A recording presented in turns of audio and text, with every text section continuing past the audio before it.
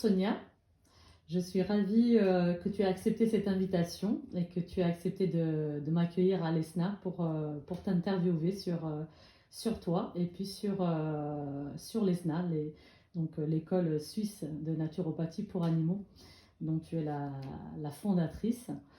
Euh, Tu sais que j'ai à cœur de faire découvrir ton école et qui est aussi un petit peu la mienne puisque je suis élève de l'ESNA. Et surtout mettre en lumière la naturopathie animale et celle que j'ai apprise à l'ESNA. Alors, est-ce que tu pourrais te présenter en quelques mots? Tu pourrais dire qui tu es et un petit peu ton parcours. Avec plaisir.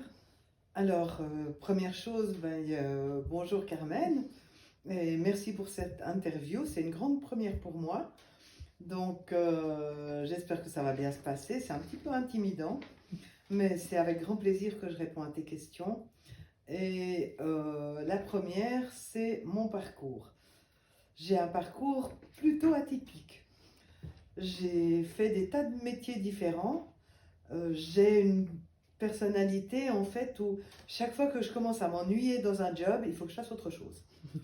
Donc ça a été de jobs strictement alimentaires et très ennuyeux, comme téléphoniste de nuit dans un palace ou emballeuse de chocolat dans une usine, à assistante de direction dans un musée des beaux-arts, à une formation en soins infirmiers, à ensuite un passage lorsque j'ai rencontré Alain dans le monde de la communication et des traductions, puisque c'était son métier et qu'il avait besoin d'aide, jusqu'au moment où j'ai eu le sentiment que si mon intellect, mon mental était complètement satisfait de ce que je faisais, mon âme était en train de se dessécher. Et j'avais envie de repartir dans le domaine des soins, mais plus du tout dans le domaine des soins aux humains, parce que, voilà, je vais être très franche, je trouve que quand on prend soin des humains, que ce soit au niveau paramédical ou naturopathie ou d'autres approches, très souvent leur mental bloque et ou on n'arrive pas au résultat qu'on espère, ou ça crée des atmosphères de tension et on constate que les gens ne mettent pas en place ce qu'on a demandé. Bref, je ne voulais plus retourner dans ce domaine-là. Mais comme nous avions beaucoup d'animaux à cette époque-là, dont 15 chats, et parmi ces 15 chats, il y avait 11 bébés nouveau-nés, je les ai soignés, fait grandir. J'avais déjà cette passion pour les animaux toute petite, puisque déjà à l'âge de 5 ou 6 ans, je récupérais tous les animaux blessés, même les scarabées, les mouches, les chenilles, et j'essayais de les mettre dans des boîtes pour les soigner, pour qu'elles puissent se remettre, que je puisse les relâcher. Et puis quand ces petits animaux mouraient, je leur faisais, dans un coin du jardin bien caché, je leur faisais des cimetières. Ils avaient leur petit cimetière avec leur petite croix. Et puis après, c'est un amour, cet amour est toujours resté au fond de mon cœur, mais il était un peu balayé par les choses très difficiles que j'ai dû traverser, et où il fallait beaucoup d'énergie pour arriver à survivre. Donc c'est beaucoup plus tard que m'est revenue cette passion des animaux, que je me suis rendu compte qu'elle était là, et qu'elle n'avait pas disparu, simplement elle s'était un peu enfouie parce qu'il y avait d'autres priorités. Et le jour où j'ai dit à Alain, mon âme a soif, il faut que je trouve quoi faire, j'ai demandé à l'univers, en fait, c'est un peu ma petite technique. Je crois beaucoup au monde invisible, quel que soit le nom qu'on lui donne. Et j'ai demandé à l'univers de me montrer quelle pouvait être une voie dans laquelle j'allais pouvoir m'épanouir, Évanouir aussi, mais dans le m'évanouir bon sens du peut-être de terme. temps en temps, mais que ça soit avec des animaux. Mais du coup, euh, tu es une grande amoureuse des animaux, de la nature, des végétaux, des minéraux, mais comment on arrive à se dire, même si effectivement tu as canalisé ça, tu as eu cette réponse-là, mais comment on part d'où tu viens et on se dit je vais créer une école de naturopathie pour animaux? Alors, bien sûr, ça se fait pas juste comme ça. J'ai cherché d'abord à me former. Je cherchais bien sûr travailler dans du naturel, puisqu'on utilisait déjà la naturopathie pour nous, les humains. Je ne voyais pas pourquoi on ne pourrait pas le faire pour les animaux. Et j'ai commencé à chercher des formations et il n'y avait rien, sauf dans le cadre européen, dans d'autres continents, je ne sais pas. Dans le cadre européen, il n'y avait qu'en Allemagne qu'on pouvait faire une formation de, je crois, 3 ans, mais ça aurait imposé que je parte en Allemagne 3 ans, ce qui est difficilement possible quand on a des enfants, un mari, une vie de famille, c'était pas envisageable. Donc j'ai cherché, j'ai trouvé entre la Suisse, la France, j'ai trouvé des mini-formations. Il y avait ici et là une formation de massage de détente, ici et là une initiation à l'aromathérapie, enfin des petites choses comme ça, mais qui n'étaient pas suffisamment approfondies et sérieuses pour qu'on puisse se targuer de s'y connaître et de pratiquer des soins.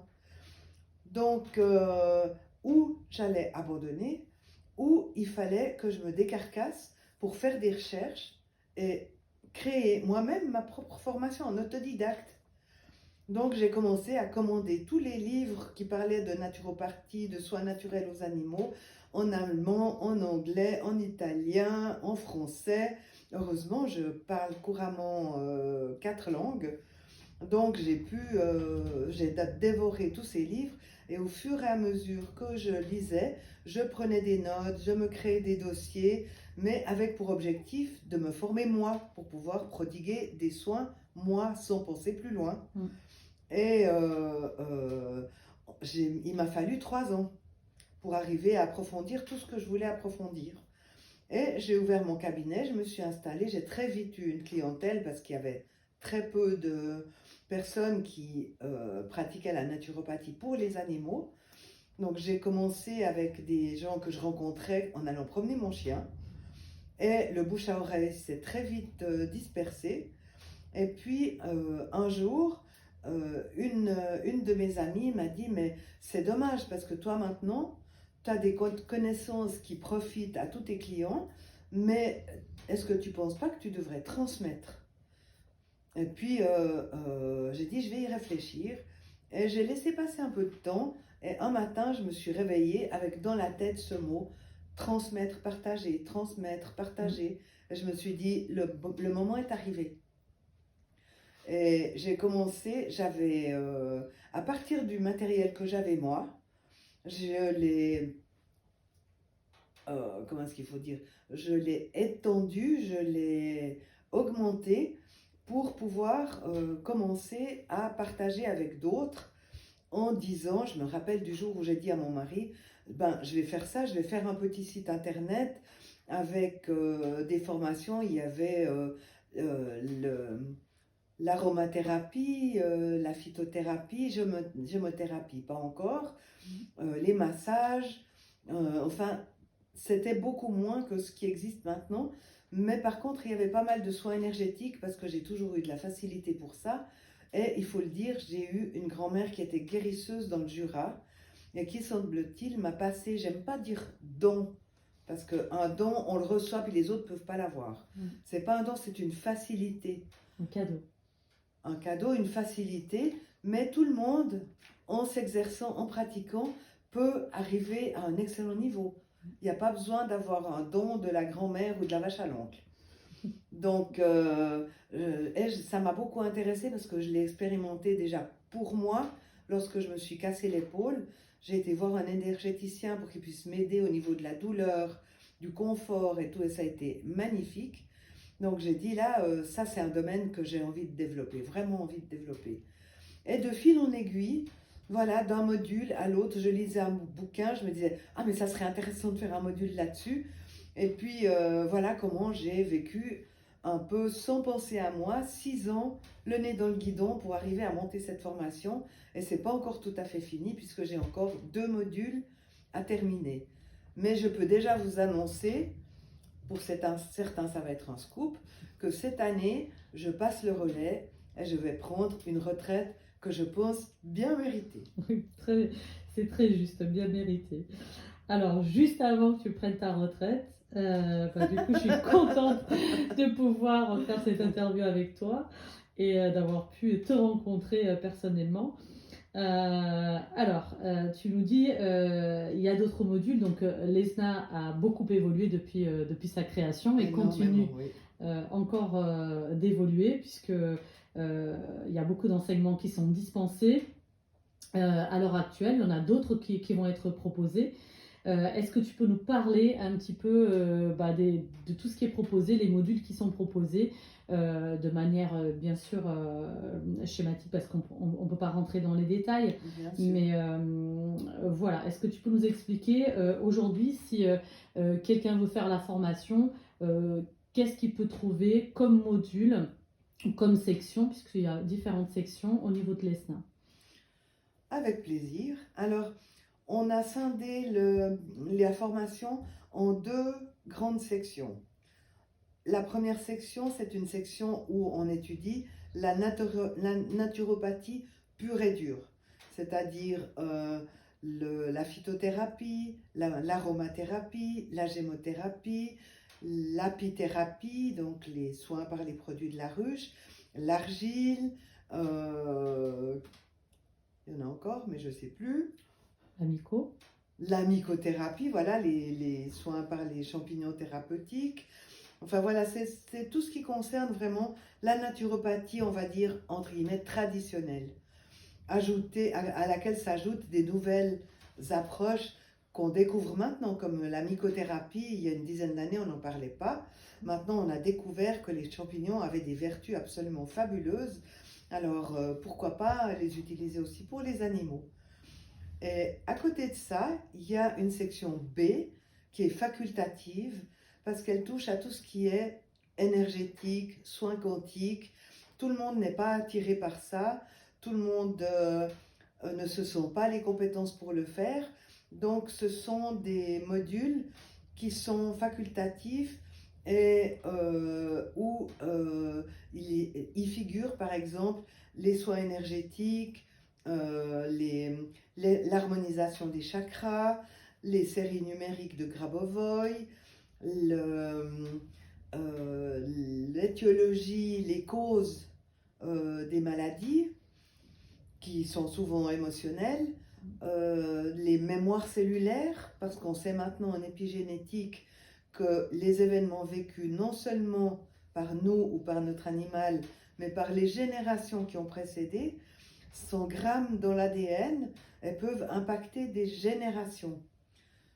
Si je peux donner en passant un petit exemple qui illustrera un peu le propos, j'ai eu une fois une petite chienne qui n'a jamais pu, qui aurait dû être une reproductrice et qui ne se laissait pas du tout approcher par derrière.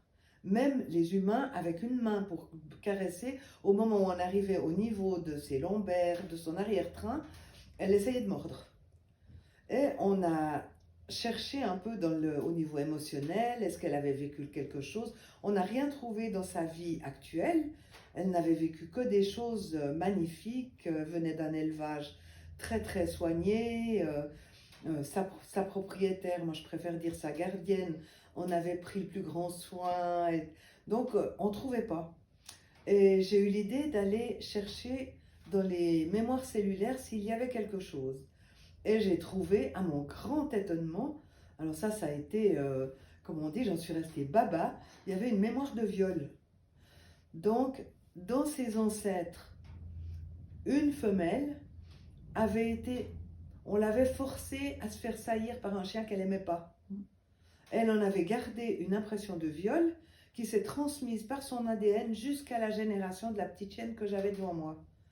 Donc j'ai pu appliquer le protocole que j'avais mis en place, calculer le temps d'intégration, on calcule toujours ça pour savoir au bout de combien de temps on va avoir un résultat, ça va avoir un effet. Là, c'était 3 semaines. Au bout de 3 semaines, cette petite chienne se laissait toucher l'arrière-train et dans les mois qui ont suivi, elle a pu être saillie par un mâle. On lui a mis 3 mâles à choix et c'est elle qui a choisi. Et elle a eu des magnifiques petits. Donc il y a des choses complètement passionnantes et étonnantes qu'on peut découvrir, qui font rire beaucoup de gens. Hein. On est un peu des sorcières, mais j'accepte. Ou j'ai parfois des gens parmi mes connaissances qui me disent « Toi, tu es vraiment complètement allumée ». Et ma répartie, c'est de dire « Je ne suis pas allumée, je suis éclairée ». Donc voilà un petit peu des exemples de ce qu'on peut étudier. La formation, elle est accessible à tous depuis n'importe où dans le monde parce qu'on l'a montée en e-learning. Les élèves reçoivent au fur et à mesure de leur progression des mots de passe pour accéder au module à l'étape suivante. Donc, et avec chaque module, chaque document de cours, ils vont devoir remplir un questionnaire d'évaluation. Ce qui fait qu'il y a beaucoup de questionnaires d'évaluation, mais ça permet d'éviter un énorme stress, celui de l'examen final. Parce qu'à l'ESNA, il n'y a pas d'examen final. Il faut simplement que tous les questionnaires soient validés. Et quand quelqu'un rate un questionnaire, j'aime pas beaucoup le terme rater, mais disons a fait des erreurs, n'avait pas tout compris, elle relit son cours, elle refait le même questionnaire. Alors on me dit souvent, oui, mais tes élèves, c'est bien joli, mais ils peuvent avoir leur cours sous les yeux. Oui, en effet, ils peuvent répondre au questionnaire en ayant le cours sous les yeux. Moi, j'estime que ce n'est pas de mon ressort.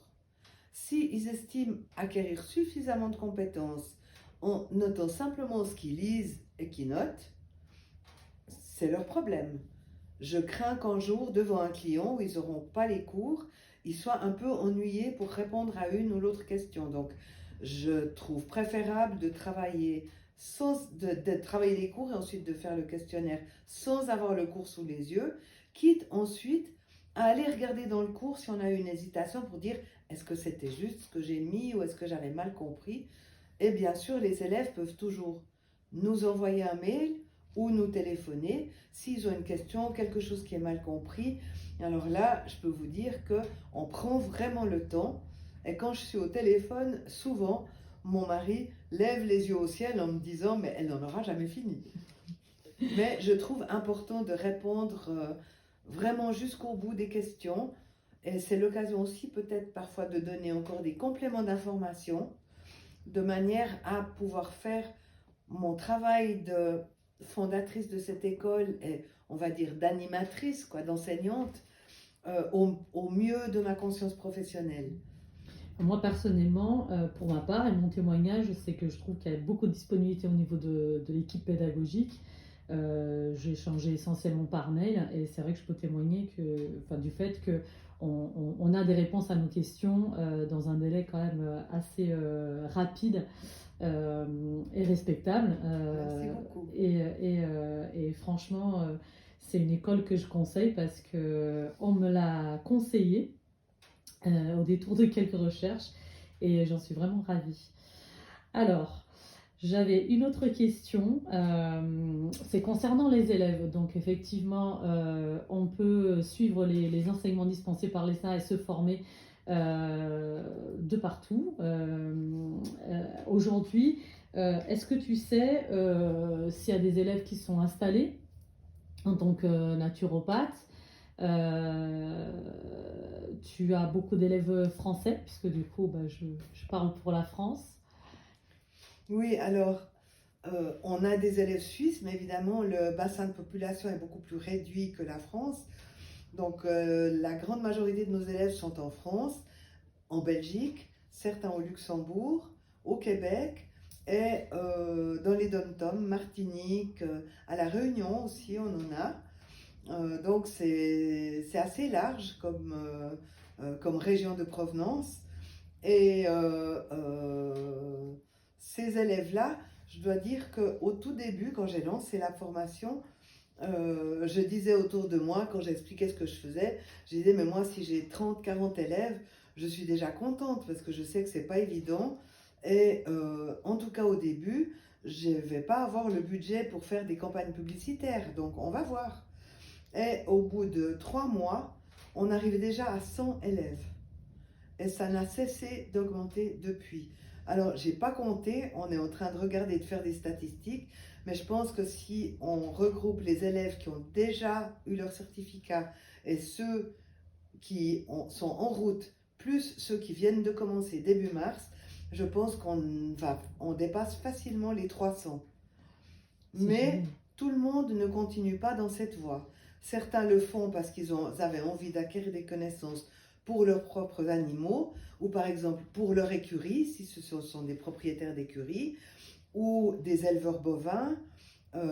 Certains partent ensuite, ont trouvé passionnant, partent ensuite sur la naturopathie pour humains, parce que c'est très complémentaire et que c'est judicieux de s'occuper du binôme humain-animal.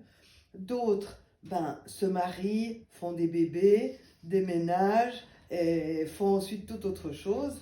On trouve de tout, mais on a quand même une bonne évaluation de ce qui se passe parce que quand ils ont obtenu leur certificat, les élèves peuvent, s'ils le souhaitent, quand ils ont fait leur site internet ou même avant, demander de figurer parmi les naturopathes certifiés de l'école. Et on en a régulièrement qui nous demandent, qui prennent du temps pour faire leur site internet, parce que beaucoup le font eux-mêmes. Engager un webmaster, ça coûte très cher quand on n'a pas encore beaucoup gagné avec la naturopathie, qui est de toute façon un métier comme tous ces métiers des soins où on ne gagne pas des fortunes. C'est des métiers qu'il faut faire par passion.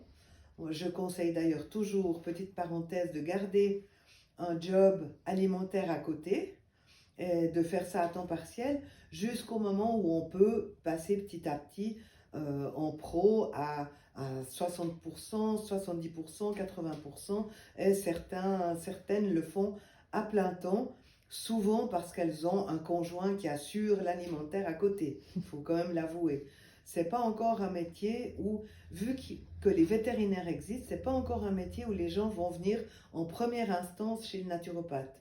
Ça sera souvent en complément ou par lassitude de se voir prescrire éternellement les mêmes médicaments par le vétérinaire sans grand effet, sans grand changement, ou alors pour des soins de bien-être et de confort chez les animaux âgés. Très bien. Et donc, quelque chose à préciser d'important, c'est qu'il y a deux rentrées à l'ESNAS. Voilà, Il y a oui. la rentrée du mois de mars, et puis il y a une autre rentrée qui se fait Le au mois 1er de septembre. septembre, exactement. Donc il y a deux rentrées possibles en cours d'année. Ce qui est extraordinaire aussi à l'ESNA, c'est que certains anciens élèves, qui restent quand même toujours élèves, apportent aussi une contribution à l'évolution de l'école. Et moi, je trouve que c'est remarquable de pouvoir impliquer des élèves issus de ton école et qu'ils apportent du coup aussi leur expérience, leur savoir-faire. Euh, Est-ce que tu as un certain nombre d'élèves qui contribuent aujourd'hui à l'évolution? Absolument. Alors, on peut déjà parler à une petite échelle, on va dire, du groupe Facebook privé qui est réservé aux élèves et qui a été mis en place pour que les élèves entre eux puissent s'apporter une aide au cours de la formation ou soumettre un cas où ils n'arrivent pas à trouver des solutions ou hésitent.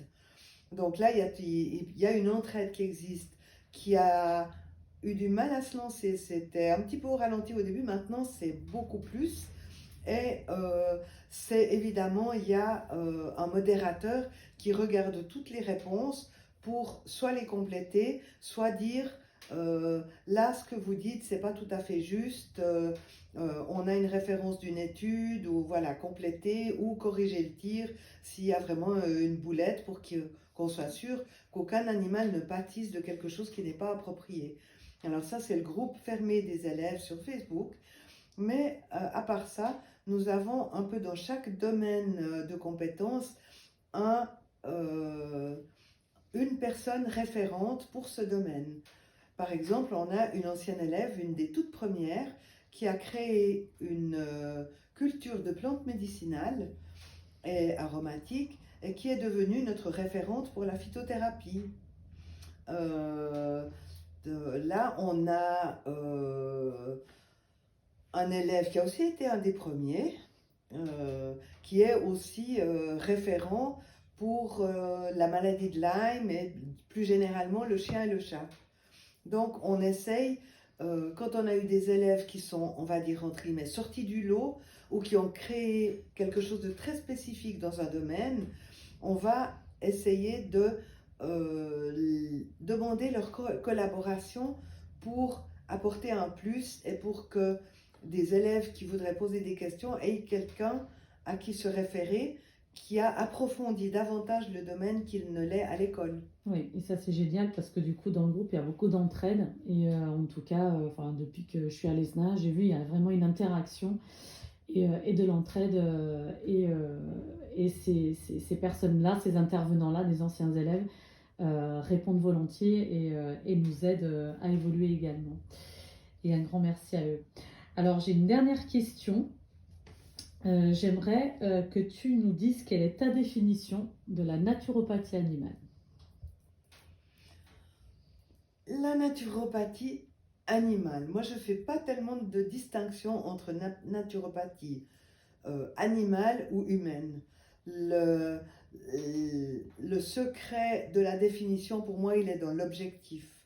C'est le maintien par des approches naturelles, le maintien de la santé ou une contribution, un soutien à pouvoir apporter quelque chose en plus chez l'animal qui est malade ou qui a un handicap ou qui est âgé. Évidemment, on n'a pas du tout le droit d'utiliser des termes comme guérir, traitement. C'est parfois un petit peu difficile de s'en sortir avec la terminologie qui ne nous posera aucun problème. Mais moi, je le vois comme ça, c'est des approches naturelles pour le maintien de la santé ou un soutien à des animaux malades ou âgés. C'est vite résumé. Je pense que ça dit tout. Exactement. Bon, et ben voilà, bah écoute Sonia, je voulais te remercier 1000 fois de m'avoir accordé ces 30 minutes, parce que du coup on est en 30 minutes, Un plaisir. et de m'avoir reçu à l'ESNA. Voilà. Je vous souhaite une bonne soirée à tous. Merci beaucoup. Au revoir, à Bonjour bientôt à Sonia. tous, à bientôt.